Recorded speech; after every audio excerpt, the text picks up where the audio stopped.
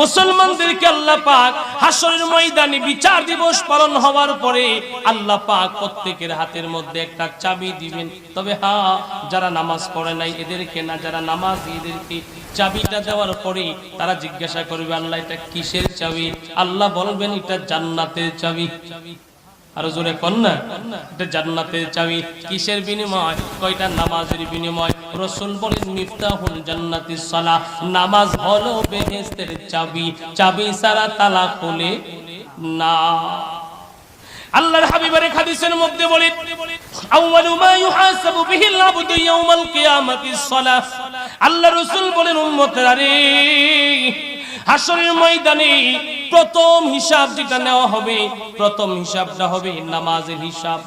নামাজের হিসাব, যার নামাজের হিসাব ভালো তার সব হিসাব ভালো, যার নামাজের হিসাব ভালো না তার সব হিসাব গর্বে।